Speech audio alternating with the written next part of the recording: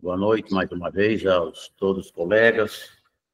Vamos em prol individual, em prol do nosso grupo aqui, em prol da categoria, avocar a Deus, nosso Pai poderoso, sabedoria, compreensão, paciência, para que possamos administrar a nossa situação profissional, levar luz ao nosso trabalho, aquelas pessoas com as quais nós convivemos profissionalmente. Enfim, agradecer a Deus pela saúde e a disposição de estarmos aqui mais uma vez reunidos.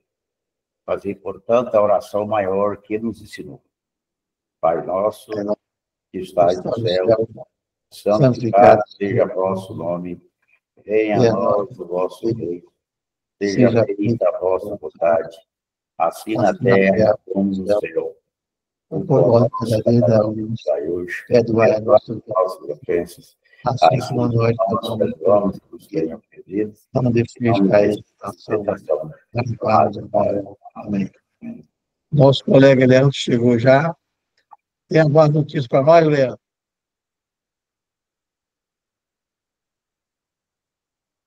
Leandro? Seu microfone está fechado, Leandro. Boa noite, presidente Everaldo. Boa noite a todos. Boa noite. Todos presentes na nossa reunião de terça-feira, né? Todas as terças. É sempre um prazer estar com todos aqui. Bem, presidente, sempre tem novidades aí no nosso sistema tributário brasileiro, né? É quase que impossível não ter nenhuma novidade. Mas eu já inicio com uma que o governo, através já de uma lei ordinária, da Lei 14.148 de 2021, que é a lei que trata do PES, né? Divulgou um teto de gastos, né, do PES, que o teto de gastos do PES ele chegou ao limite de 15 milhões. Né? Chegando ao limite de 15 milhões, as empresas que gozam do benefício do PES, que é do Programa de Setor de Eventos, a partir da competência de abril de 2025 agora, não vai gozar mais do benefício do PES. E quais são esses benefícios? Alíquota zero aí de PIS, COFINS, imposto de renda e contribuição social. Então, por meio do ato declaratório executivo número 2 de 2025, a Secretaria da Receita Federal ela disciplinou que o teto de gasto de 15 milhões ocorreu agora durante todo o período, né, lá de abril de 2024 até agora, né, até março de 2025, chegou a 15 milhões. Então, como chegou a 15 milhões, a partir da competência agora de abril de 2025, as empresas não gozam mais desses benefícios. Significa dizer o quê? Na prática, que elas vão ter que tributar PIS, COFINS, imposto de renda e contribuição social. E um detalhe muito importante. As empresas que não estavam praticando retenção, os contratantes agora vão ter que tomar cuidado. Os contratantes e os tomadores de serviço vão ter que tomar cuidado, por quê?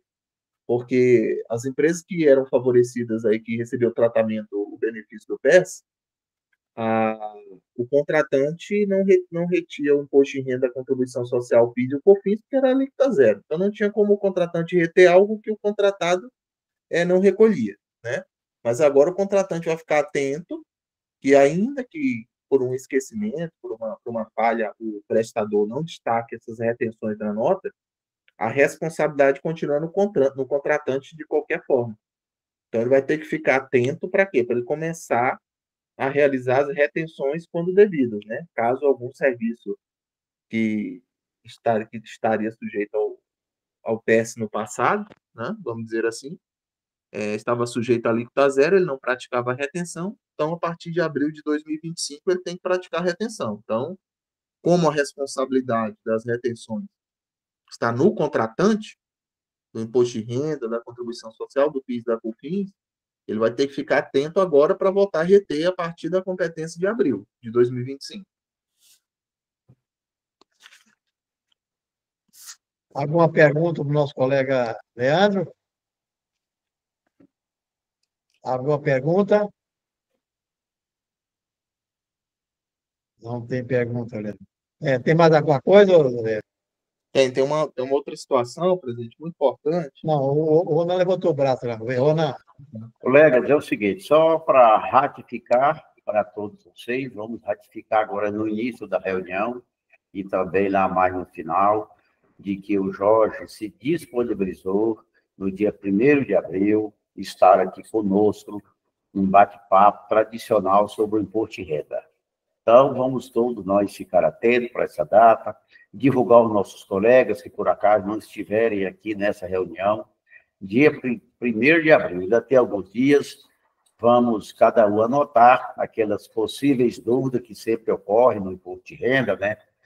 Para ele clarear para nós. E também lembrar que aquela contribuição que sempre nós fazemos, né? Não é por isso que o Jorge nada vem aqui, mas nós sempre gostamos também de fazer um pouquinho da nossa parte para aquelas pessoas que ficam ali, né? E aguardando a nossa contribuição, a nossa cesta de alimentação, lá para a Receita Solidária da Receita, que é administrada por eles, já virou uma tradição. Nós sabemos que dinheiro está difícil para todo mundo, mas uma contribuiçãozinha pequena, eu acredito que aquilo que a pessoa puder contribuir será muito bem-vindo para nós fazermos também o papel da nossa casa. Assim como ele se dispôs, não teve antes, falou que ele não estaria antes conosco, e eu até achei prudente ele deixar para 1º de abril. Nós sabemos que a Receita Federal, ela até atrasou, está atrasando um pouco as informações. Então, tá bom, 1º de abril está uma data boa para ele estar aqui conosco. Colega? Então, vamos ficar aí atentos, divulgar, e também ciente de que, se puderem fazer essa contribuição para nós, eu acho que todos vão poder, sempre todos contribuem na época, será muito importante. O Hélio vai divulgar oportunamente o Pix aí para nós, ficar, viu?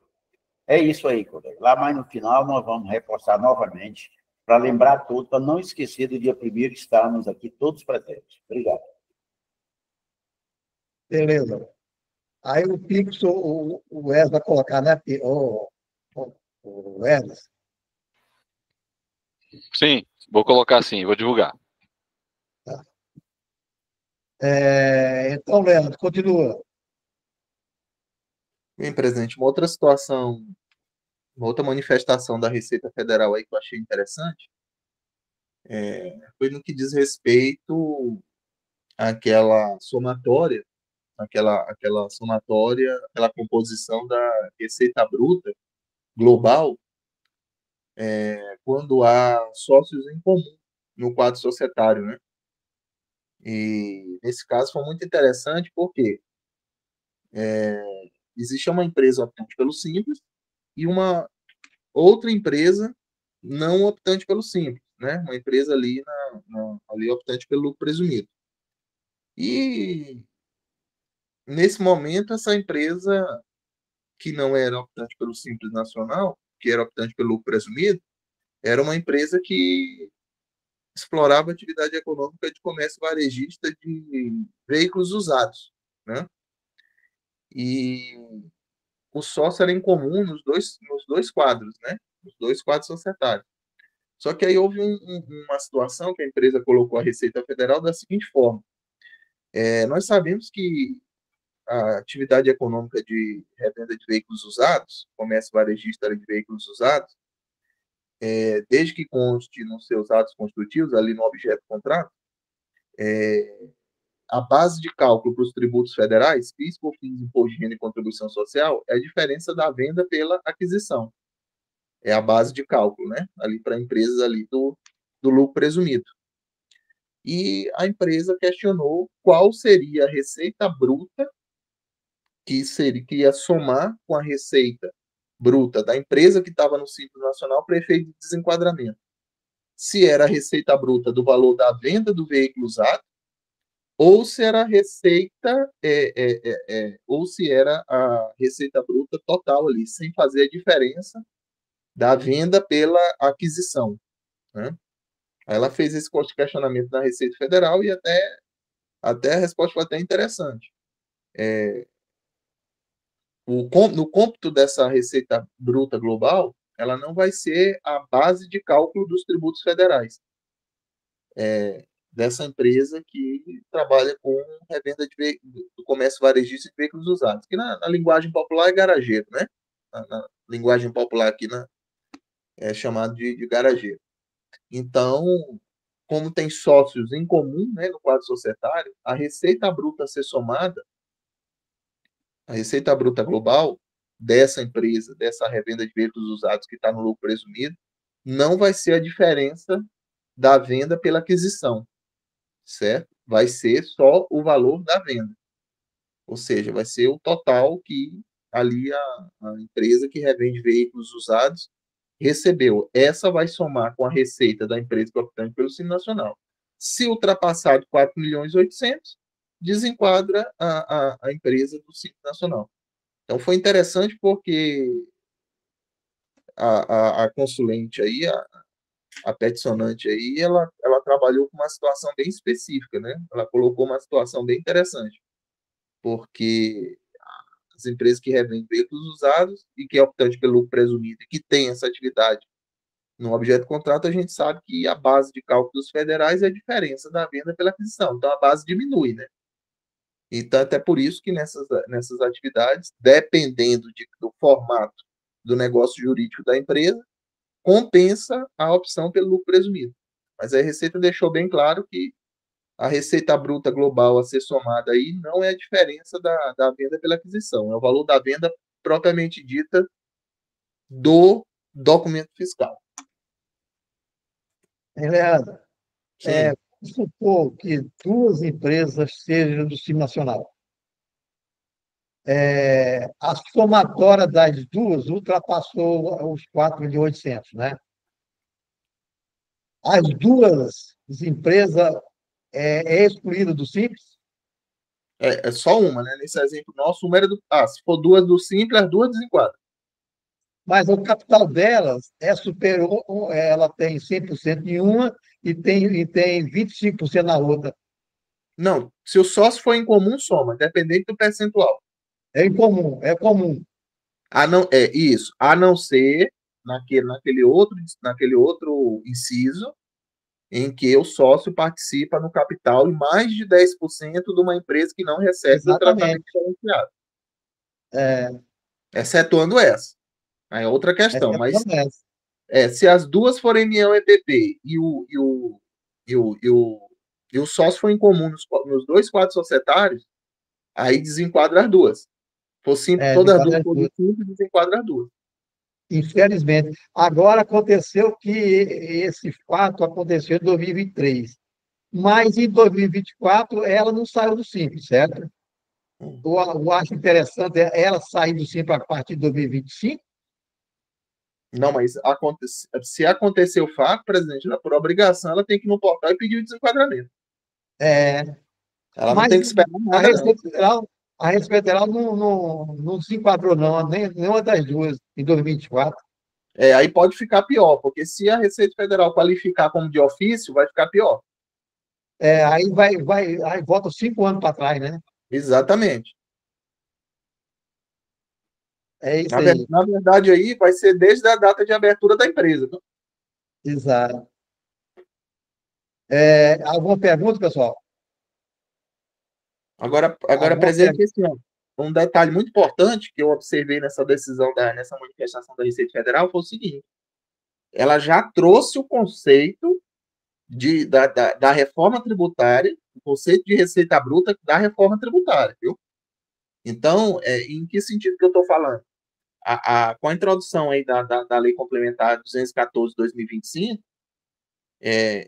associado à Emenda Constitucional 132/2023, ela foi ampliado o conceito de receita bruta do Simples Nacional. Então, a receita bruta agora, ela abrange as demais receitas da atividade.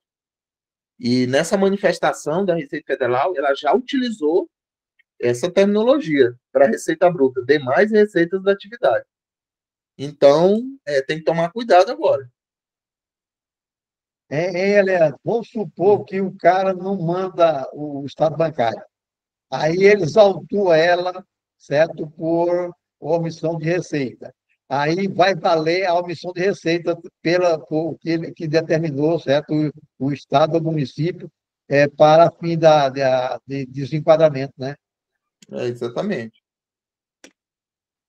Então, agora, como foi ampliado, agora com produção de efeitos agora para janeiro de 2025, com a introdução aí com a publicação da Lei Complementar 214 de 2025, já teve essas alterações aí em relação ao Simples Nacional. E uma delas foi essa ampliação do Conceito de Receita Bruta. Então, por exemplo, empresas aí vou dar um exemplo aqui, uma empresa que é uma farmácia, só que ela ofere receita de um galpão que ela tem para alugar, mas essa receita de aluguel nunca teve no contrato, né? Essa receita de aluguel nunca teve no contrato. E outras que porventura, a empresa possa ter e não faz parte do objeto do contrato. Então, abre aí um leque de situações que a Receita Federal ela pode autuar a empresa em relação a isso. Bastar verificar, auditar eletronicamente a conta, a conta PJ da empresa, ela vai chegar a essa conclusão. Porque fatalmente a empresa não vai conseguir comprovar que essa receita ela é advinda de outra situação que não seria tributada. E diferentemente, eu até ouvi algumas lives, pessoas falando até de maneira equivocada, que essas demais receitas entrariam em aplicação financeira, não entra. A ideia do que o legislador quis dizer é demais receitas da atividade. São receitas que teriam que estar no objeto do contrato e não estão. Então, por exemplo, se o Simples Nacional tiver uma aplicação financeira no banco, uma conta poupança, essa conta poupança ela gera rendimentos isentos, esses rendimentos eles não vão ser tributados. Uma conta poupança, ela tem uma conta poupança lá, esse rendimento ele não vai ser. Ou qualquer outra aplicação financeira, um CDB, um RDB, qualquer tipo de aplicação financeira aí não vai ser tributado no Simples. O que o legislador quis dizer é que seria uma receita de atividade, que teria que estar no objeto do contrato. Uma pessoa fez contabilidade, fez tudo, e distribuiu 2.500.000, 2.500.000, mas não fez o REINF. Como que fica? Não, aí na verdade é o seguinte, presidente, tem que verificar, se ela não fez FD-REINF, aí é omissão de rendimento, né? Por mais que o rendimento seja isento, mas é o que eu falo. É o que eu falo. Lá no manual, apesar o que nós temos hoje de FD-REINF, é uma instrução normativa generalista, que é a IN 2043 de 2021. Ela é uma instrução generalista, ela não é voltada, por exemplo, aos eventos de retenção da série 4.000, por exemplo. Então, a Receita Federal, através de um manual, ela falou o seguinte, olha, até que seja publicada nova instrução normativa, todo o rendimento ele deve ser informado. Se ele for sendo ele passivo de retenção, sendo o valor inferior a R$10, né? E o rendimento isento também ela deixou muito claro que deve ser informado. E a distribuição de lucro, ela é um rendimento isento, né? Observando, quando não há contabilidade, né, aqueles percentuais de presunção, observando aquelas regras lá. Mas então é o seguinte, tem que se verificar se houve a distribuição de lucro efetivamente, ou seja, houve o depósito ali na conta do sócio, efetivamente, existiu ali o pagamento efetivo, tem que se verificar a competência, o mês que foi pago isso aí, o mês que foi distribuído esse lucro, e inserir ele no cronograma de envio da FD-REINF. Então, se esse lucro ele foi distribuído em dezembro, então qual que é o prazo aí excepcional para a distribuição de lucro na FD-REINF? Janeiro, fevereiro, março, né? Ele teria que entregar até dia 15 de março, né? Teria que entregar até o dia 15 de março. Isso, que até o dia 15 do segundo semestre subsequente, né? Ao período de aprovação. Então, assim, é omissão de rendimento, apesar do rendimento estar isento. Aí tem que tomar cuidado para não confundir com retificação. Muitas pessoas confundem retificação com omissão. Retificação, eu já inseri o dado na obrigação acessória, porém ele estava menor, ou era menor ou era maior. Eu fui lá e retifiquei. Mas o dado eu já está alimentado, já foi alimentado na obrigação acessória. Outra coisa é eu não ter informado aquele rendimento. Aí, quando eu não informo o rendimento, deixa de ser retificação e passa a ser omissão. Agora, por óbvio, se eu chegar e informar a tempo, antes de ofício, antes de um procedimento de fiscalização da Receita Federal, por óbvio, não vai trazer danos para a empresa. Mas se eu fizer, se a Receita chegar primeiro, aí ela vai autuar como o quê? Como omissão de rendimento. Mas aí ele pode retroagir lá em janeiro, certo? De 2024 e apresentar essa FDE. Não, ele pode a qualquer momento chegar lá na FDRINF e retificar ela. Ele tem 5 anos para fazer isso, para retificar. Mas no período, ele vai retificar geral, da distribuição. Geral. Beraldo, eu vou, acho que, falar um pouquinho, assim, contradizendo o Leandro. No meu entendimento é o seguinte: se ele apresentou o FDR-Infra, vamos dar um exemplo, ele tinha aluguel para informar. Se ele informou todo mês o aluguel, então ele apresentou a FDR-Infra todos os meses.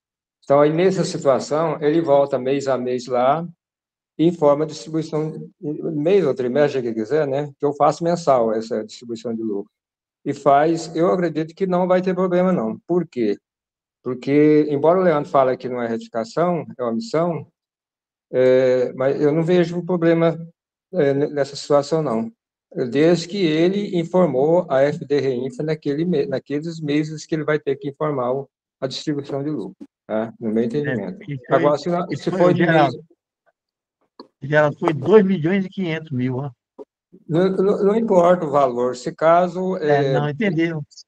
Se ele apresentou a FDR-Infra de aluguel todos os meses, então a FDR-Infra ela foi apresentada. Agora, se ele não apresentou nenhum mês, aí, como diz aquele ditado feio, está no pau da goiaba mesmo, né?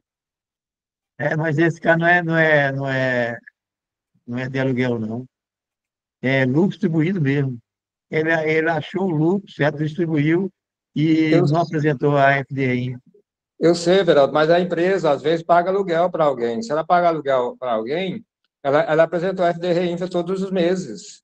Não pagou, Aí, não. se ela apresentou a FDR-Infra todos os meses, ele volta e informa a distribuição de lucro. Agora, se ele não informou a FDR-Infra nenhum mês, aí é do pau da goiaba mesmo.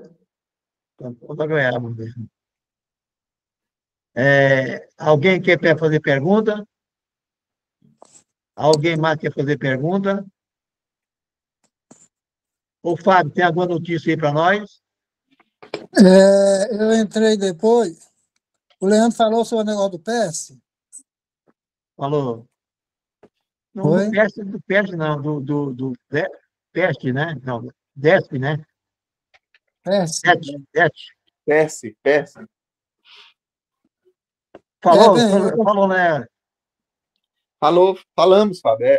A partir de abril de 2025 foi extinto, né? Acabou o estoque, né? A partir de 2025 o PS já era. Né? Agora, a partir de abril, todas as empresas beneficiadas não se utilizam mais. Inclusive, tem que tomar cuidado para que o contratante comece novamente a praticar as retenções, né? Retenções, Bem, só ressaltar a questão da distribuição de lucro, que tem que se atentar para o que está no contrato social. O contrato social é que disciplina como é que tem que ser distribuído o lucro, conforme está lá no artigo 997 do Código Civil. Né? Vamos lembrar para ele agora, se ele dá um parecer igual. Distribuição de lucro pessoa jurídica. Como que é? Você quer saber se ela vai entrar na FDR-Inf? Vai, normalmente, Veraldo. No evento R4020. Pois é, mas eu digo aquela do isento lá, que tem aquele código lá específico, ele não tem CNPJ não, só tem o CPF. Não, mas ele tem um CNPJ, certo, o Fábio? Ele tem um CNPJ, ele é sócio da empresa, certo? Ele é sócio da empresa. Aí distribui o lucro para ele. Não, Normalmente, ele vai, aonde que. Ah, vai entrar onde o Leandro falou aí. Repete aí, Leandro. É o que? É 40-20. PJ para PJ?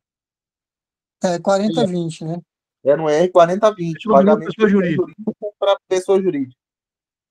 Pois é, mas que aquele campo lá aquele código específico de distribuição de lucro, ele é só para pessoa física, aquele 21, lembro agora. Não, 40-10, né? 40-10 a PJ está pagando pessoa física. É distribuição de lucro para pessoa física. Jurídica pagando distribuição de lucro para jurídica é 40-20. 40-20. Tem que apresentar a REINF. Tem que apresentar. Porque é o seguinte, por exemplo, por que isso? Aqui no manual, como eu falei anteriormente, nós temos uma instrução normativa 2043 de 2021, que ela é generalista. Aí o que a própria Receita Federal ela confirmou, ela testou, ela diz o seguinte no manual: olha, nesse contexto, até que seja publicada nova instrução normativa adequando o critério de obrigatoriedade de periodicidade anual da DIF para periodicidade mensal da FDRI, recomenda-se que o contribuinte informe todos os pagamentos ou créditos que, por sua natureza, esteja obrigado a declarar, mesmo que não haja retenção do imposto de renda, aí já matou, ou seja, abaixo do limite mínimo anual. O que ele está querendo dizer com abaixo de limite mínimo anual? Se a gente for na regra da DIF, que foi extinta agora, a partir do ano calendário de 2024, né? O ano calendário de 2024 foi o último, a obrigatoriedade de informar o lucro, além de você, primeiramente, está obrigado a informar a DIF. Esse é o primeiro ponto. Segundo ponto é que os rendimentos decorrentes de lucros ele tem que ser superior a 28.559,70. Só que esse critério ele é anual. A FDRINF ela é mensal. Só que o que ocorre? A Receita Federal não publicou nova instrução normativa trazendo esses parâmetros mensais. Esses critérios, essas bases mensais, ela não trouxe. Então, o que ela determinou? Olha, até que seja publicada a nova instrução normativa, tem que informar a distribuição de lucro. Por quê? Porque a distribuição de lucro é um rendimento isento, mas tem que informar. Quando ela fala, apesar que não haja retenção. Beleza. Alguém mais quer perguntar? Nosso colega Leandro? Aproveita, pessoal.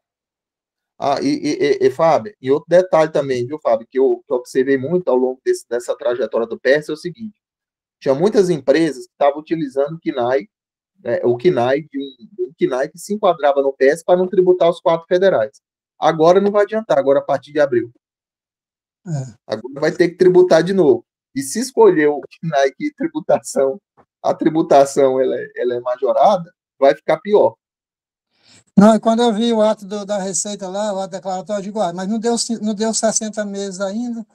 Aí foi que eu fui ver lá que tem a condicionante, né, do valor que foi orçado, já estourou. Então, a Receita cumpriu o rito, fez a audiência pública, né? Então, cumpriu o rito da lei, então, a partir de abril, está extinto. Só para você ter uma ideia, eu assessorei a empresa que estava explorava atividade econômica de locação de guindaste, e ela estava utilizando uma classificação econômica de aluguel de banheiro químico lá, daquela estrutura temporária. Não é nem banheiro químico em si, não. Ela usava a classificação econômica de locação de estrutura temporária para quê? Para enquadrar no PES e não pagar os 4 federais. Olha, né? A classificação econômica de guindaste é diferente de estrutura temporária. A classificação econômica é diferente. E justamente essa classificação ela não enquadrava no PES. Agora não vai adiantar nada, você vai ter que tributar. A minha pergunta vai para a dona Sucena, ou então para o Geraldo, que eu acho que ele pode saber disso. Esse negócio de prova de vida, como que ficou isso aí? É obrigado a apresentar essa prova de vida ou não? É obrigado? É obrigado a apresentar. Imposto de população. Olá, gente, boa noite. Boa noite. Boa noite. Previdência, né? Previdência, gente. Não é tão simplesinho, ué. Hoje em dia você pode fazer no banco, pode fazer até no aplicativo, ué. O aplicativo parece que eles caçaram, não? Não, Não, já pode sim. já pode, pelo meu Apresentei. INSS. Meu INSS. Mas não é tão simples assim, não, Cendê. É toda xaropeira danada. Mas eu estou perguntando o seguinte: até quando vai essa prova de vida? Você tem porque eu não vi lá até quando vai. Presidente, se você faz uma SCF, você não está fazendo uma prova de vida? Não, não, não, não, Não, não. não estou perguntando isso, não. Até quando eu fiz a prova de vida? Até quando essa prova de vida pode ser feita? Não, eu entendo que se for pelo meu INSS é anual, né? Mas o Geraldo, conta aí para nós. Você está certo, Luciana. Se a pessoa fez uma declaração de imposto de renda, ele fez a prova de vida. Se ele tomou a vacina, ele fez a prova de vida. Agora, quem realmente não tem nada disso, recomenda-se, com o GovBR, entrar lá no meu INSS e fazer a prova de vida. Igual a Sucena falou, é muito simples. Simplesinho mesmo. Não é difícil, não. No caixa E- eletrônico, seu Everaldo, no caixa eletrônico, quando vai sacar a aposentadoria, faz também, ué. Exato. Então, às vezes, você entra lá com o seu GovBR e você vê se você está obrigado a fazer a prova de vida ou não. Tá? No meu caso, é interessante. Olha, eu não precisei fazer prova de vida. Sou aposentado, recebo aposentadoria. Minha esposa é aposentada, recebe aposentadoria, fez declaração de imposto de renda igual eu fiz, ela estava obrigada a fazer a prova de vida. E apesar que a legislação fala que ninguém é obrigado a fazer prova de vida, né? É o governo que tem que procurar a pessoa se está viva ou não, né? Pois é, mas saiu essa notícia aí agora, certo? Que apresentar a prova de vida. Inclusive, aqueles malandros, né? Liga para cá, ó, a sua prova de vida não foi apresentada, certo? Quer apresentar agora? As malandragens deles, né? Por aí afora, né? Cuidado com isso aí, que eles falaram que não manda nada para ninguém, não manda telefone nenhum, eles alertar para isso aí, certo? Que tem muito malandro que está querendo alguma coisa de você, né? Não é isso, Se, Geraldo? se caso você tiver obrigado à prova de vida, lá no banco, quem recebe lá, já sai a informação, tá? Mas dificilmente a pessoa tem que fazer prova de vida, tá? É porque você fez a declaração de consciência, você provou que está vivo. Você votou, você prova que está vivo. Se tomou a vacina, você prova que está vivo, entendeu? É complicado, né? É complicado. Mas ele não clareia isso lá, não, Geraldo. Eu cheguei, fiz a minha prova de vida, fiz da mulher, certo? Apresentou, aí eu entrei lá, apresentar a prova de vida no dia 19, certo? Pronto, certo? Então eu estou livre, né? Não entendi? Aí eu fiz Entra, a com- prova de vida, entra, entra com o seu GovBR lá no meu INS e olha, prova de vida, lá tem. aí eu fiz a prova de vida, no dia 19 eu fiz, entreguei, mandei, certo? Aí eu entrei hoje lá, aí entrei na prova de vida lá, aí, ó, você apresentou sua prova de vida no dia 19, certo? Pronto, né? Acabou. Agora, muitas vezes ficam a dúvida aí, ó, porque a partir do momento que eu não apresentei, apresentou a declaração de imposto de renda, já uma prova de vida, né? Então, realmente, Geraldo, eu mesmo para falar, eu não sabia que apresentar, porque na listagem lá não falaram. Apresentou a declaração, você apresentou o imposto de vida, certo? É porque a legislação fala que o INSS que é obrigado a fazer essa prova. Então, se você fez qualquer atividade em imposto de renda, qualquer coisa, você está provando que você está vivo. Aí, se tiver dúvida, se vira, né? Mas, na dúvida, certo, faz logo, né? Porque não tem perigo de não receber a aposentadoriazinha dele, né? Tranquilo, tranquilo. Inclusive, até complementando o que o Geraldo falou, presidente, segundo a instrução do INSS que saiu, até a prova de vida está fazendo cruzamento até com o saque. Se a pessoa sacou ali no caixa e usou a biometria, ela fez prova de vida também, tá? Então está respondido. Muito obrigado a vocês, hein? Bem lembrado, Sucena, viu? Porque a biometria, não tem como ter a biometria de outra pessoa, né? Uhum, isso mesmo. Alguém mais quer perguntar?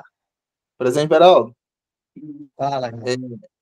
só um detalhe assim, presidente Sena, hoje eu acompanhei a entrevista deles, uma entrevista lá na TV Serra Dourada, aí eu fiquei observando, só acabou de terminar a entrevista, o jornalista passa informação errada, diz que o prazo final da declaração é 31 de maio. É 30 de maio. Não, não, nem vou falar nada, não, porque. Ah, eu vou te contar. Inclusive, nós estamos aqui, ó, gente. Ó, o pessoal que está preparando, agora eu vou entrar lá. Ô, Irani, dá um tchau aqui pro pessoal. Marcelo também, dá um tchau, ó. Aqui na reunião do sindicato dos contabilistas. Olha aí. Peraí. Nós estamos aqui preparando. Por isso que eles não estão aí, viu, senhor Everaldo? Perdoa eles. Nós estamos aqui no conselho aqui 24 horas. Olha o Fábio lá. Fábio? É o Fábio, é aniversário dele, gente. Ó, parabéns, viu, Fábio? Obrigado. 28 anos, viu? Eu tô vendo. Essa barba branca aí, eu tô vendo. 28, viu? É idade terra. Não é contabilidade, não. É idade, meu irmão. Legal. Nós estamos aqui. Inclusive, fiz questão de entrar aqui para convidar vocês, ao acabar a reunião, a acompanharem. Eu e a dona Irani vamos entrar às 23 horas, só para falar de declaração de imposto de renda de médico, hein? Tá. Presidente Sena, só um detalhe, eu falei isso na nossa reunião passada, e eu acho que eu só não estava, já tinha saído.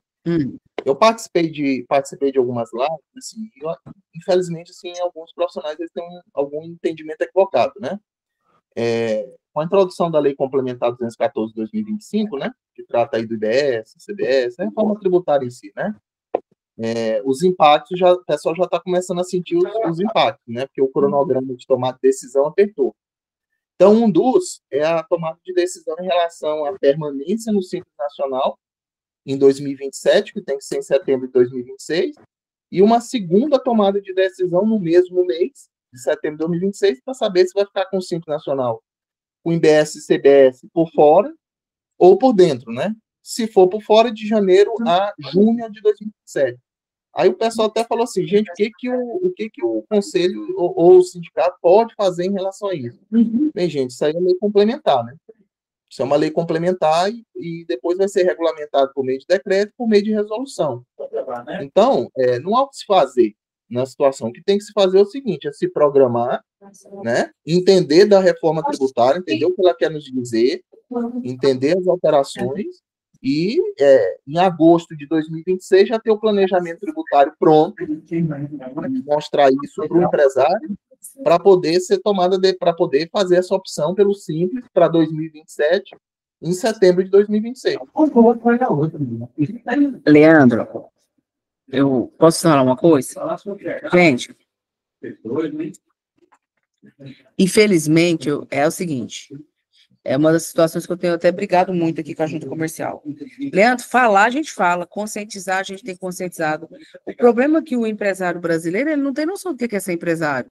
Ele só vai sentir o impacto na hora que o imposto chegar para ele pagar. Quando ele começar a ver. Porque eu tenho certeza que a maioria dos contadores já estão conversando, só que, infelizmente, a maioria dos empresários não querem nem saber. Olha, observa para você ver. Os sindicatos começaram a fazer movimentações específicas, você sabe que a gente tem um projeto para fazer aqui também, mas o povo não quer saber, o povo não participa, o povo não quer estudar.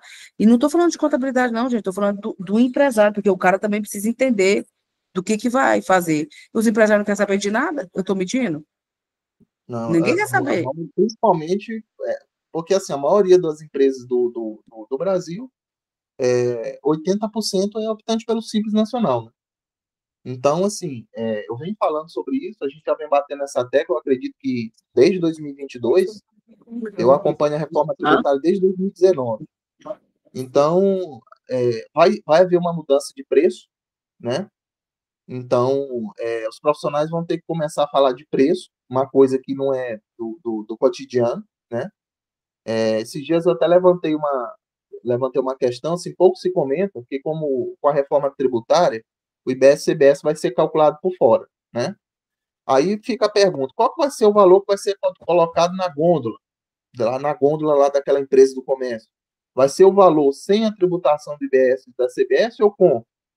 Então, por exemplo, vamos supor que é R$ 8,00 o preço do produto mais 2 de IBS e CBS. Um exemplo hipotético. O que vai ficar na gôndola? O que vai ficar lá no manequim? R$ 8,00 ou 10? Ou fica 8 e lá no caixa, o caixa vai informar para o cliente que é 10 que ele tem que pagar, porque 2 vai subir para o governo, no split payment, por exemplo. Mas o que eu vejo, presidente, é justamente isso.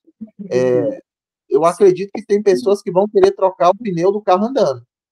Então, o que eu falo? A reforma tributária são 544 artigos e 23 anexos. Não é brincadeira. E uma mudança é uma mudança total do sistema tributário brasileiro. Total. Quando eu falo total, é porque a gente vai trabalhar Inclusive, com coisas que a gente não isso. está acostumado, né? Mas, Crédito de uso e consumo. Hoje eu falar para uma pessoa que tomar crédito de uso e consumo é surreal, né? Se a gente pensar no ICMS. Se eu falar para uma pessoa que ela vai tomar crédito de plano de saúde, é surreal hoje, mas são situações que vai começar com a reforma tributária. Se eu falar para o profissional que a regra vai ser tributar a bonificação, ele vai cair para trás. É lógico que tem exceção para tratar isso, para não tributar, mas a regra da bonificação vai ser tributado, né? Então, assim, isso, e um detalhe, presidente, eu acho também, eu observo muito o seguinte, a forma como é passado também para o empresário implica muito no resultado final, porque tem que se passar as coisas com clareza. Tem que se passar com clareza. E essa clareza é com o quê? Na linguagem do empresário, com números, com planilha. Não adianta você sentar e falar por telefone, você não vai conseguir reajustar o horário. E detalhe, de 2026 a 2032, você vai trabalhar com 2 sistemas tributários, o atual e o novo. Então, você vai precisar de mão de obra. Se você precisar de mão de obra, por óbvio, você vai ter que reajustar o financeiro. Senão, você não vai conseguir. Então, assim, mas tem que se conscientizar. Se quiser também continuar atendendo, assessorando a empresa a partir de 2026, né? Se o profissional quiser continuar, ele tem que cair a fichinha dele o mais rápido possível. Leandro, sabe que eu gosto de entrar aqui toda terça-feira, presidente Geraldo? Porque o Leandro, ele dorme e acorda pensando em reforma tributária. Ele é preocupadíssimo. Brincadeira à parte, Leandro, 10 horas, inclusive, quero te convidar.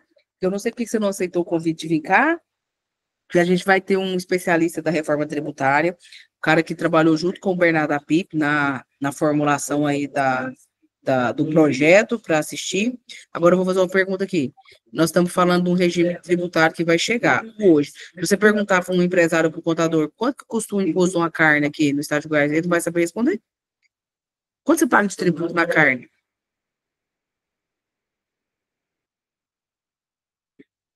Quanto paga, Leandro? Conta para mim.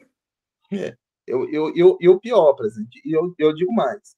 As empresas optantes pelo Simples, o que acontece? Eu acho que onde que mora o erro também? O erro mora o seguinte: eu pego o faturamento, coloco no programa, o programa calcula para mim. Eu pego o faturamento, coloco lá na plataforma do PG das D, lá no Simples Nacional, a plataforma calcula para mim. Mas é igual a senhora está falando. Se eu falar o seguinte, uma empresa fatura 200 mil por mês, qual que é a alíquota efetiva do Simples?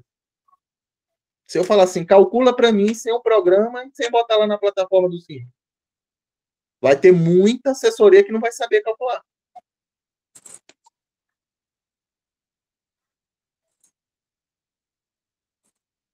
Suceda ali, liga o microfone. Suceda, liga o microfone. Presidente, desculpa, vocês já conversaram aqui sobre a questão do empréstimo consignado e o papel do contador? Tá falando isso hoje lá, ó. Eu acho absurdo. Fala, Sucena. Não, o senhor não pode achar um absurdo, não. Vou até falar, gente, eu queria tocar nesse assunto porque é o seguinte, primeiro que folha de pagamento não é prerrogativa de trabalho de contador. Existe um PL que nós estamos acompanhando no Congresso para delimitar a atuação do contador, do administrador e do economista. Os administradores e o pessoal do RH, eles estão doidos para pegar a folha de pagamento. Então, assim, eu até estava falando que aonde vocês viram a Receita falando que é obrigação do contador fazer isso?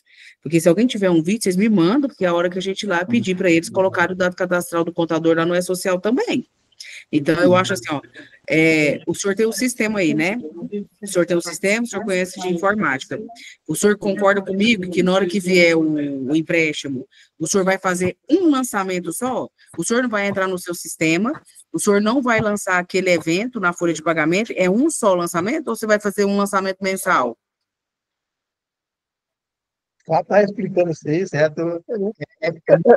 O lançamento do débito. Alô? Alô? Obrigada. Então, é um lançamento só. Aí, contador lá brigando, falando mal do governo, falando isso. Gente, vamos pensar que... Sucena. Ah, Sucena. Oi, alô, Sucena. Alô, tá ouvindo? Estou ouvindo, Fábio. Tá, bem, é só parametrizar o programa lá e pronto, né? Pois é. Agora, é como você falou, se reclamar demais, o governo joga para administrador, para economista que estão na fila aí esperando. Uhum.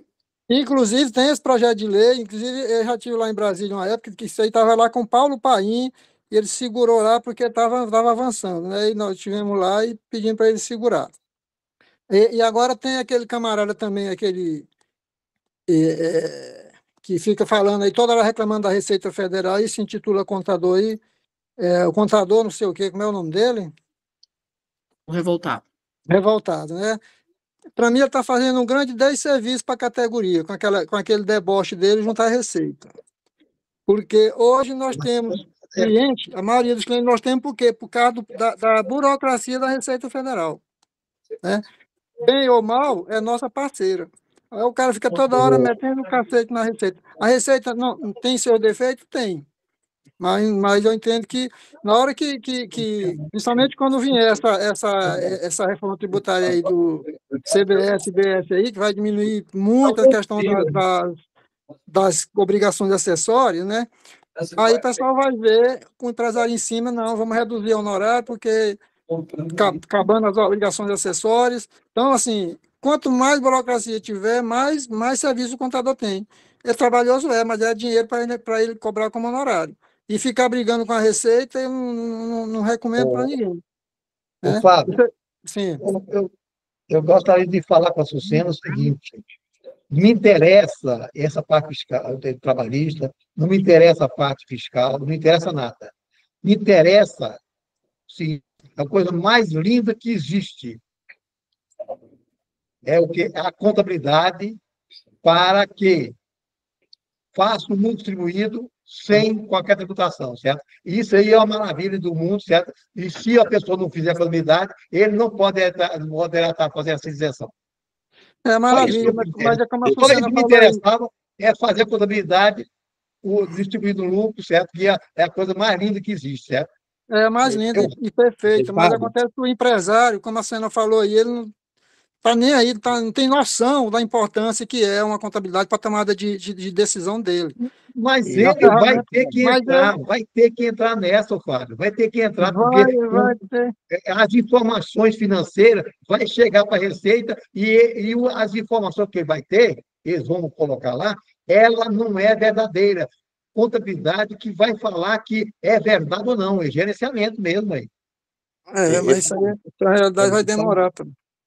E eu vou te falar uma coisa, ainda tem profissionais que perdem o tempo repostando esse vídeo desse rapaz em grupo. De vez de estar repostando, teria que estar estudando para agregar alguma coisa no contrato de prestação de serviço junto ao cliente. Enquanto você está postando essas bobagens, repostando em grupo de WhatsApp. Tinha que estar aumentando o portfólio no contrato de prestação de serviço para agregar honorário. Não, fica postando conteúdos que não agregam em nada. E assim, a onda do momento é ficar criando essas coisas na internet, só para você ter uma ideia. Eu participei de um evento em São Paulo que eu até levantei da cadeira e vim embora. Até a lei complementar da reforma tributária é rápida. Em vez de botar 214 2025, botaram 2024.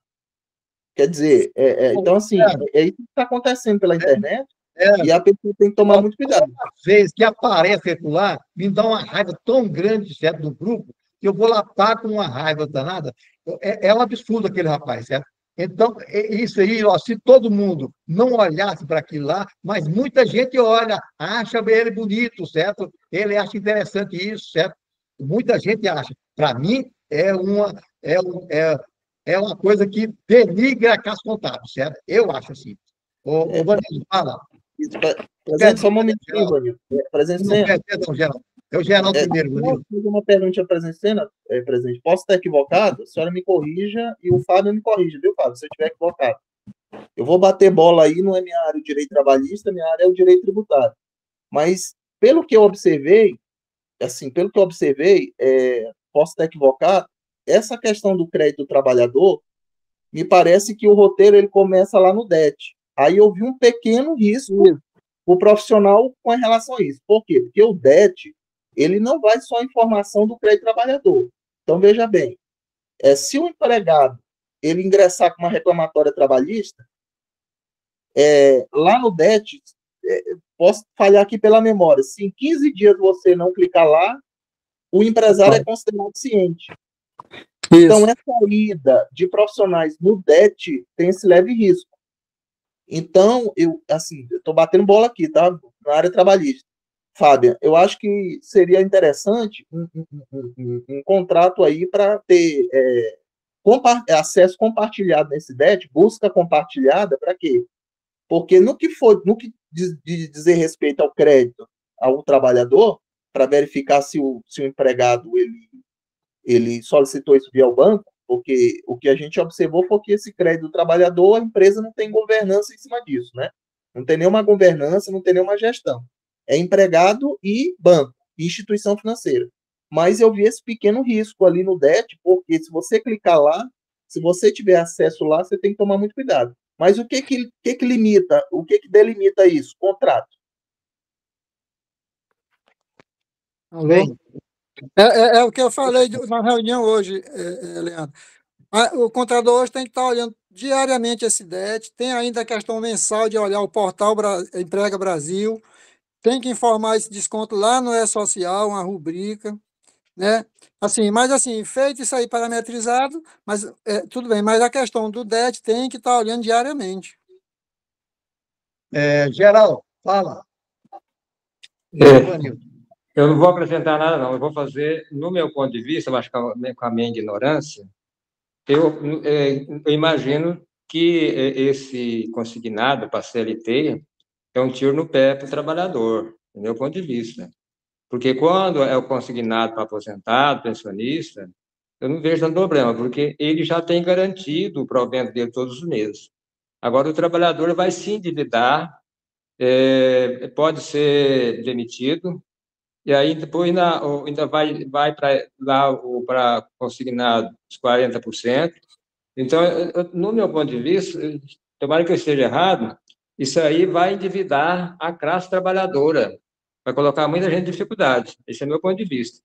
Eu não coloquei nada aqui de útil, não, mas o meu ponto de vista é esse aí. Acho que não há boa para os trabalhadores, não.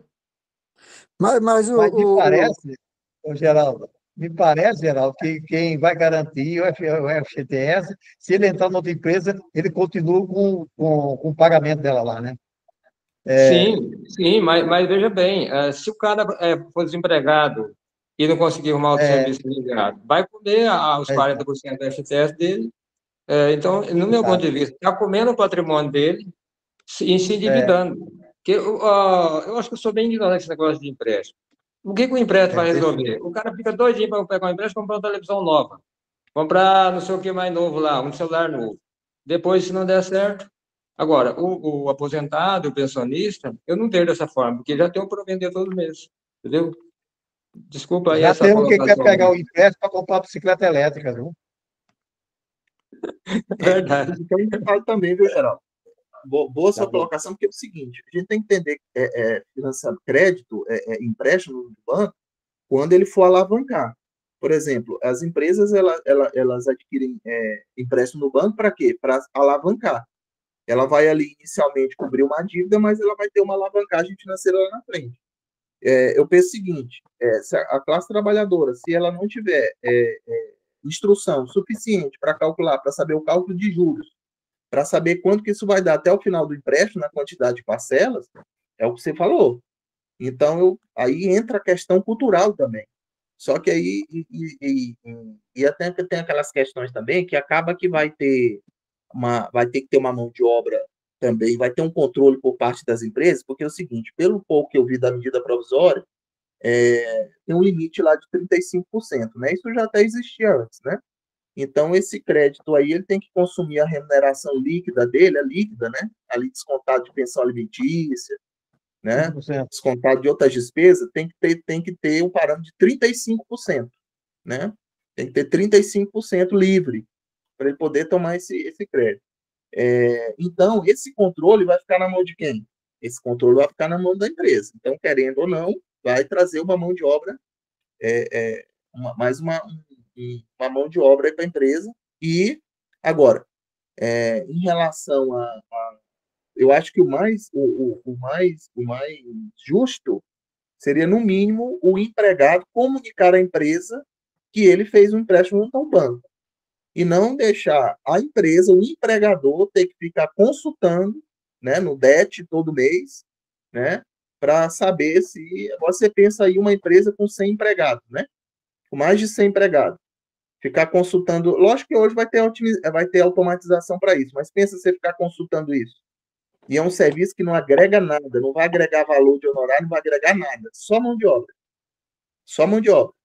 Então, o governo coloca situações e deixa um elemento aberto para quê? Porque, no final das contas, vai ficar esse controle na mão da empresa. Agora, outra situação que eu observei também, se ele for demitido, e se ele for demitido e tiver saldo remanescente com a instituição financeira, com o banco, aí ele vai ter que ver com o banco. Aí a empresa não tem nada a ver nessa relação. Né? Leandro, só um parênteses aí. Lá no artigo 4º, né? Lá no artigo 3º, quer dizer, ele fala o seguinte, lá no parágrafo 5º. No caso de descumprimento do disposto no inciso 3 do caput, o empregador, que é a empresa, patrão do empregado que pegou o empréstimo, fica sujeito a responder por perdas e danos se houver causado à instituição consignatária ou ao empregado, e aí, no caso de apropriação dos recursos, estará sujeito às penalidades. Então, o que fala o inciso 3? Que a empresa terá que fazer o desconto das parcelas. E a empresa não está cumprindo esse desconto, o empregador responde. Claro que se ele descumprir esse rito, né? Sim. Mas ele consultando o DET. Aí é onde vem a questão de estar olhando todo o requisito do consignado. É mais uma obrigação acessória. Essa é uma lei tão fácil, né? Facinha, filho. Facinha. Vanildo, fala. Boa noite para todo mundo. Vamos lá, começando a respeito eu acho assim, que a gente pode reclamar da Receita, principalmente dos sistemas da Receita, que a gente precisa deles, né?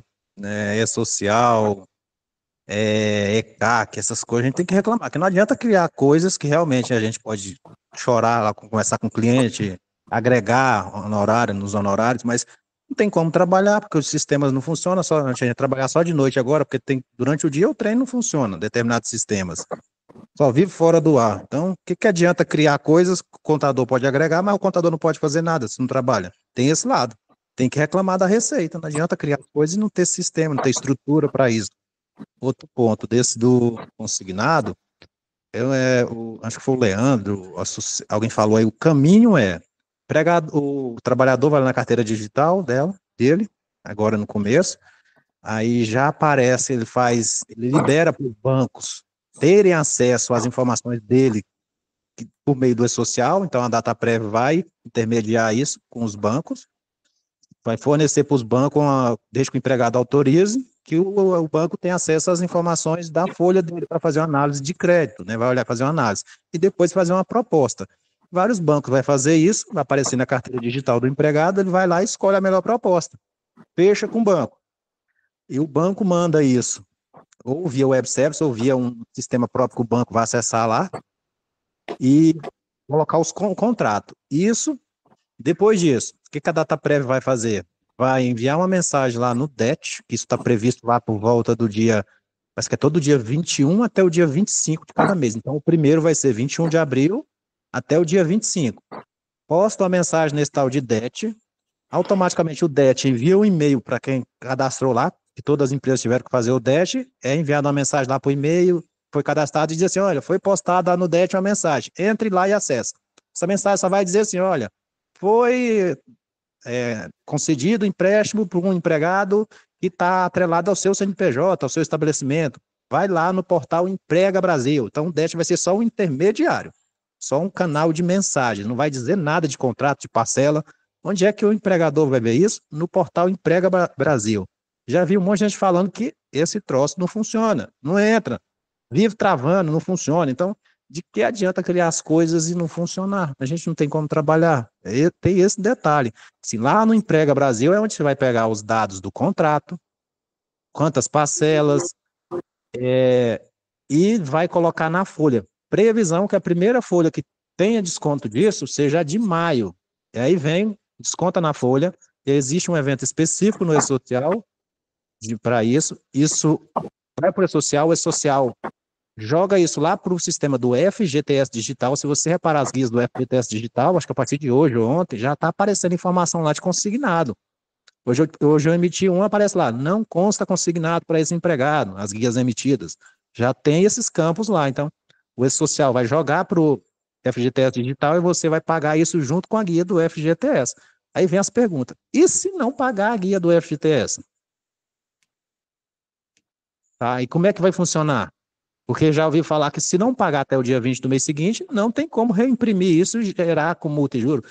A empresa tem que procurar o banco para poder quitar esse empréstimo com juros diferentes, calcular multa e juros. Então, assim, tem um monte de coisa aí que ainda a gente vai ver. E aqueles empregador que não paga FGTS do empregado, como é que ele vai recolher aí o desconto consignado? Ele não tem esse negócio de dizer para o empregado, não faça empréstimo. O empregado faz, nem é obrigado nem comunicar a empresa. Isso tudo, as comunicação é no DET e no portal Emprega Brasil. Agora eu te pergunto, te faço uma pergunta, Vanildo, perguntando para o Vanildo, empresário, o que esse movimento, esse custo hora, ele vai te agregar contratualmente com o seu cliente? O que ele te agrega?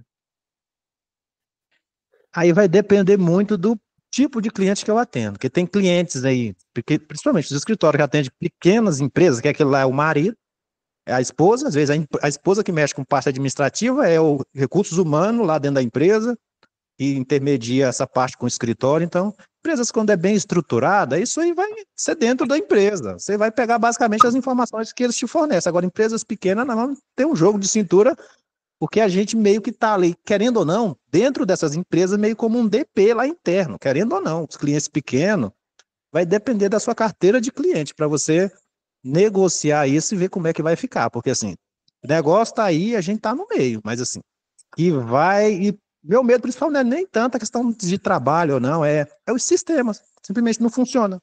A gente tem que ficar até mais tarde para poder fazer as coisas, porque hoje em dia já está difícil, né? Chega começo de mês, E-Social não vai para frente. Chega determinado dia, o ECAC não funciona, tem dias. E agora, ainda mais esse negócio de imposto de renda, ECAC está lotado. E esse negócio de Emprega Brasil parece que não tem estrutura para atender esse monte de acesso. E aí? Eu fico pensando o seguinte, Vanildo, você tem que estar do lado do seu cliente, aí você tá próximo de uma entrada da reforma tributária em janeiro de 2006, você tem que estar mostrando planejamento tributário para o cliente, se é interessante ele ficar no Simples Nacional com todos os tributos para dentro, e você gastando hora, minuto com movimento de obrigação acessória que não agrega nada, não traz nenhum valor para o teu honorário. É esse pensamento alargado que todas as assessorias têm que ter, essa visão alargada. Esse tipo de custo hora aí de obrigação acessória não agrega nada, não vai, porque aí não tem margem para você cobrar R$1 a mais. Você não tem margem para isso. E aí é aquela questão de obrigação acessória, mas pelo menos pelo lado tributário, com a reforma, as obrigações acessórias, como o Fábio falou, elas vão diminuir. Não é da noite para o dia, mas vão diminuir. Isso significa dizer o quê? Que as assessorias elas vão deixar cada vez mais de ser operacionais e vão começar a ser cada vez mais estratégicas. Então, o que sobrar de obrigação acessória, você tem que delegar. Porque se você não delegar, você não tem margem para agregar valor junto ao seu cliente. E quando a gente fala agregar valor junto ao cliente, é o quê? Financeiro. É aumento pelo honorário. Mas é aquela história. Só entregando guia e fazendo obrigação acessória, fica no mesmo ponto de partida. Não vai para lugar nenhum. O financeiro vai mandar tudo. Geraldo, fala. Depois você vai. É só uma colocação interessante que me aconteceu. Os funcionários de uma determinada empresa tentaram fazer esse... Ele entrou lá na carteira digital, igual o outro Vanildo falou. Só que aí, o que aconteceu? Pendência no CPF. A declaração dele está em Mara. Aí a empresa liga. O que está acontecendo com o CPF do funcionário tal e tal? Aí o que está acontecendo? A empresa fez a retenção do imposto na fonte, mas não pagou. Aí o cara vai para a malha, né? Aí, como fazer? Vocês pagar o imposto retido ou pegar os funcionários, cada um fazer um processo digital e pedir que a Receita libera, que o funcionário, mesmo a empresa não ter pago o imposto de renda, ele faz um processo, prova que realmente foi retido aquilo ali, a Receita libera. Aí, quando fazer isso, a empresa não quer de forma alguma, né? Porque aí o funcionário sabe por que está travado o CPF dele, né? Então, aí nesse ponto aí eu achei até bom, viu? Porque aí as empresas vão ficar mais veacas, né? Vanildo. Leandro, eu concordo com você, mas assim, pelo que eu vejo do tal do empresário brasileiro, que até me coça essa palavra, que até hoje na minha vida profissional só conheci um, de fato, que eu podia chamar de empresário, que podia discutir coisas com o contador, tomava decisões e sabia o reflexo dela lá na contabilidade. Ele só confirmava se realmente era aquilo ou não, se fazia um finan, um leasing, se depreciava, se usava o livro de crédito de ICMS, ou se o ICMS incorporava o custo do bem para ser depreciado, ia para despesa. Ele sabia o resultado disso para fins de apuração de imposto de renda e contribuição social, PIS, COFINS, tudo. E não era nada formado em administração, era um economista formado, a única pessoa que eu conheci. Porque de resto, eles chamam de empresário. Você quer ter um bom relacionamento com o empresário? Viva caçando meios de diminuir imposto. O cara não quer pagar imposto, quer ter bem. Na verdade, é isso. A finalidade deles é essa, pagar imposto, não pagar imposto, ter patrimônio, não pagar imposto. E o contador que se vire para resolver isso aí, pegar balanço, mostrar planilhas, aquelas apresentações, essas coisas, obrigações acessórias, como te disse, você é pobre, manda o contador, paga para isso, os dias que mais dizem isso, eu te pago para isso. Então, assim, e aí a receita que fica criando esse monte de coisa que acha que é para o empresário fazer, é para o contador fazer, então o contador tem que espernear por quê? Porque eles criam, mas não tem estrutura para, seja, para os escritórios poder fazer o serviço, porque no fim das contas é o escritório, ou então aquelas empresas maiores, tem contador interno lá para fazer tudo aquilo, tem os departamentos fiscal, trabalhista, tudo dentro, RH, então, já as pequenas, o contador é meio que um faz de tudo, ele é quase que um advogado também, um jurídico da empresa. Então, assim, esse negócio é bastante complexo, esse povo tem que pensar 1000 vezes, cria isso aí, fora a questão do endividamento dos empregados, é o que vai ter demais. E o tempo, se você entra lá no DataPrev, lá tem o calendário de previsão disso aí, é uns 5 dias que eles vão postar essas mensagens no DET. Então, se você perder aquilo lá, dançou. Tá, aí tem essas questões da trabalhista. Tá, eu não vi esse negócio há tempo, eu não vi esse empréstimo, não descontei. E agora? Eu vou poder descontar 2 parcelas, só uma? Esse negócio aí, funcionário afastado, tem um monte de detalhe nisso aí, que na verdade, quem deve consignado, quando você olha, é para alguém que tem estabilidade no emprego. Aí sim eu posso pensar num empréstimo para ele com juros baixos a longo prazo. Agora, uma pessoa que pode ser demitida a qualquer momento, e o FGTS, garantia. Se ele tem pouco tempo de trabalho, o FGTS dele é mínimo. A multa é mínimo, dependendo do valor que ele pegou. E aí o resto do dinheiro depois. Mas, como se diz, não é problema do contador, é problema da sociedade, do empregado, que não tem conhecimento, não tem estudo, e vai entrar nessa latada aí. Evanildo, o pior é que esse consignado foi criado porque a equipe do governo constatou que a popularidade do presidente tinha caído, né? E é uma medida que ele entende que vai ficar mais popular. E o povão que votou para comer contra filé e está comendo ovo sem café, aplaude, faz e fica endividado até o pescoço e ainda achando bom. Infelizmente é Brasil, né? E aí o contador tem que fazer o trem. Ô, Geraldo, fala. O Fábio falou certíssimo isso aí. É verdade mesmo, Fábio. Agora, o que eu quero falar é o seguinte. Me ajuda aqui, desculpa a ignorância, essa informação lá no DET, né? E o produtor rural tem DET? O empregador doméstico tem DET? Desculpa a ignorância, porque para mim eu não sei. Geraldo. É exatamente isso. Todos os empregadores, todos são obrigados a fazer o cadastro lá no DET, porque para receber, seja uma intimação do Ministério do Trabalho, que é por lá do DET, dentro do DET está o livro de inspeção do trabalho, está todas as comunicações dos fiscais do trabalho, então são obrigados a fazer o DET. Todo empregador CLT, seja produtor rural, seja empregador pessoa física, seja empregador, inclusive os domésticos da lei complementar lá 150, é obrigado a fazer o cadastro lá no DET para receber notificações, comunicações, solicitação de documentos, agendar, no caso do doméstico, agendar a vistoria, se precisar ir na residência para verificar o local de trabalho do empregado doméstico, eles têm que agendar. Então, tudo é por meio do DET, um meio de comunicação com o Ministério do Trabalho, especificamente Secretaria de Inspeção do Trabalho. Ah, beleza, beleza. Agora eu falei, desculpa a minha ignorância, né?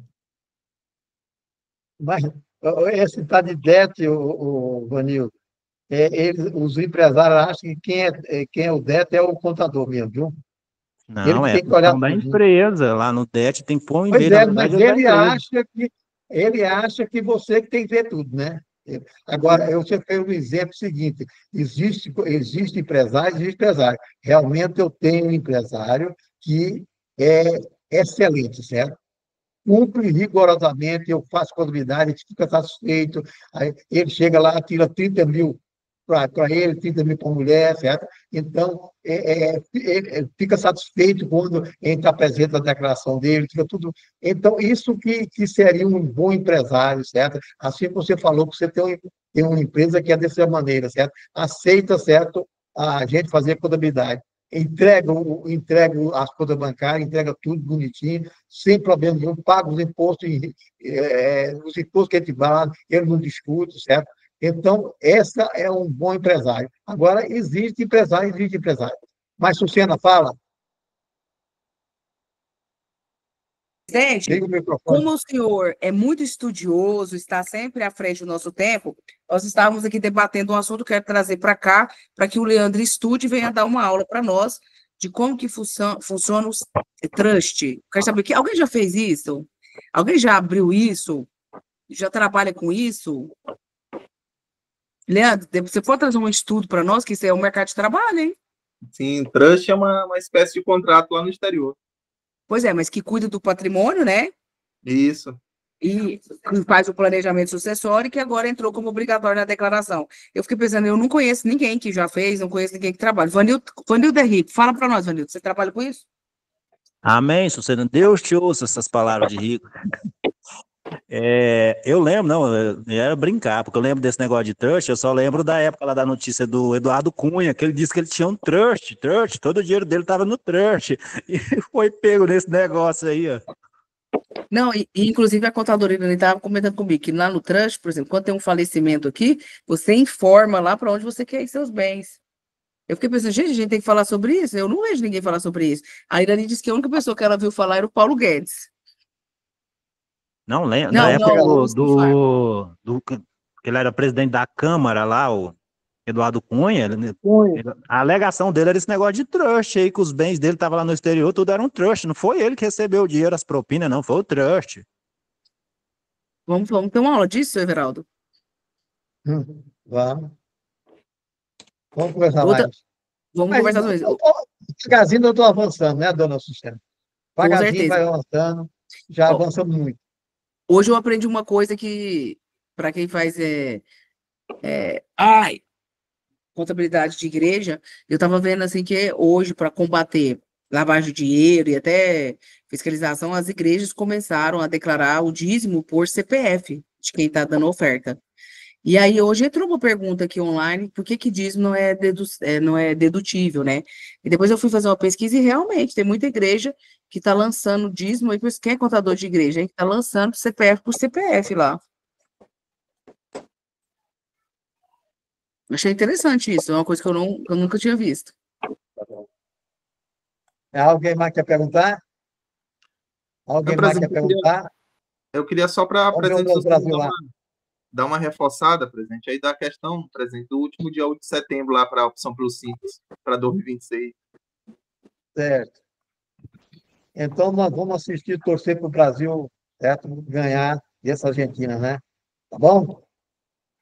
Alguém mais quer perguntar alguma coisa? Não, né? Então, vamos acabar por aqui. Abrão, fala. Everaldo, não, só eu, Wesley. O Ronan pediu para você repetir o aviso do Jorge, por favor. Tá bom. Abrão, fala, Abrão. Everaldo, boa noite, presidente Sênior e os demais participantes. Everaldo, a situação é a seguinte, eu assumi uma indústria no início de 2024. E agora eu fui fazer a autenticação dos livros, ela está no Simples Nacional, né?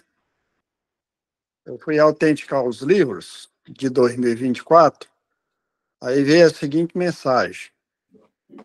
O último livro autenticado foi em 2011 e não aceita eu autenticar o de 2024. E eu pesquisei na Cefaz a vida da empresa, não tem nenhuma omissão, não tem nenhum laudo, não tem nada. Aí eu pergunto, eu já olhei a legislação, tudo, as empresas do Simples Nacional ou não está obrigada a autenticar livro fiscal? Está. O livro de entrada e inventário.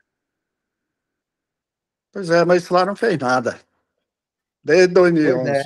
Desde Aí eles não 2012, que aceitaram até porque você não 2011 fez. apresentou o anterior. Não tem como, não, eles não aceitam. Aí eu pergunto, nesse caso, até hoje a Cefaz não fez nada, não tem multa, não tem nada. Isso Não, é passivo não de fez multa, não nada, é? certo? É. É Devia ter passivo de multa. apresentado. Devia ter apresentado desde o início da empresa, Simples Nacional Eu sei que apresenta o tem. livro. Certo. Eu sei que tem, mas não apresentaram. E eu não tenho jeito de apresentar os meus. Não, mas ele não Pois pode é, cobrar agora. mais não, Bruno. Entendeu? Existe multa para isso? Não existe? Deixou de Não, apresentar? Fala para nós aí, Léo. existe multa, Abrão, previsão legal para existir multa, existe. Só que aí, como você falou que o período é 2011, o período decadencial já foi atingido, né? O Cefaz perdeu o direito de cobrar. Mas nunca cobrou nada, nem em 2011, nem dos últimos 5 anos, e não deixa eu autenticar os livros atuais, né? Sim, mas olha só o que eu te falei. O Estado perdeu o direito de cobrar. Aí você conta sempre os últimos 5 anos. Fazer os últimos 5 anos, né? Pois é, mas ele fala que a última apresentada foi 2011, então tem que apresentar a partir de 2012. Então, se não apresentar a partir de 2012, ele não deixa eu enviar os meus. Ave Maria. Não, mas assim, tudo bem, eu estou entendendo o que você está falando. Para apresentar, o sistema do Cefaz não deixa. Mas o que eu estou querendo dizer é o seguinte: cada período desse você conta 5 anos. Se passou de 5 anos, o período decadencial foi atingido. O Estado ele não pode cobrar mais. Multa. Multa Eu entendo não pode sim. cobrar. Eu entendo que sim, que não pode, né? Uhum. Mas, Aí, o Veraldo, que você tem que fazer, Abrão? Pega o livro manual, imprime ele em papel, faz aquela capa dura tudo bonitinho, vai lá no Cefaz e autentica manualmente. não sei se nesse caso eles vão autenticar também, porque nunca mais eu fiz desse jeito, só faço via sistema, né? Veraldo, tá essa polêmica que tá aí hoje e tudo, mas você, nós estamos na estrada há muitos anos, né? Nós já trocamos pneu, carro andando várias vezes.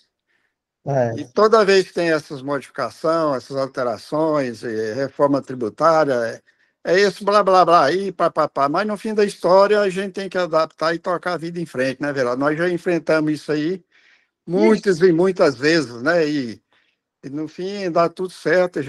O ano que vem a gente não está nem discutindo isso mais. Então tem que adaptar e fim de conversa, tocar a vida para frente, né? Doutor Abrão, a previsão da multa está lá no artigo 371. Certo. Lá da 371, inciso 19 do regulamento.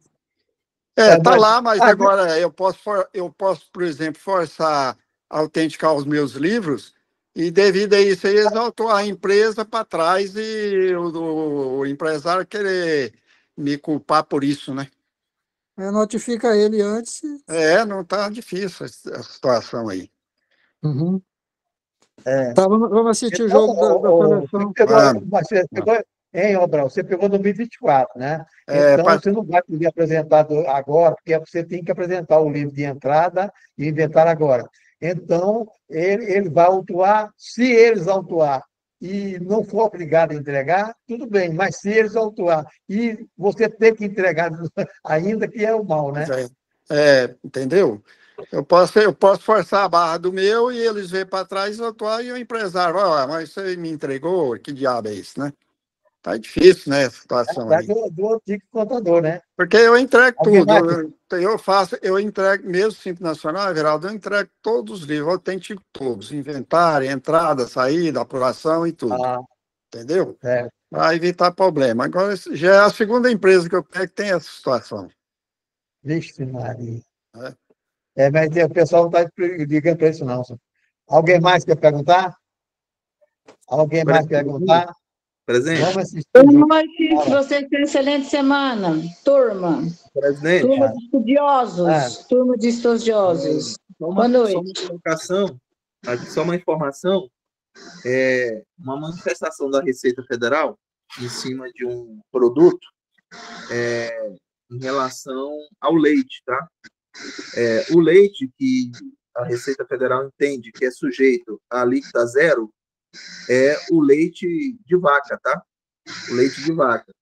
Então, o leite de cabra e os outros tipos de leite, sem ser o de vaca, não são sujeitos à alíquota zero. Então, você tem que tributar, tá?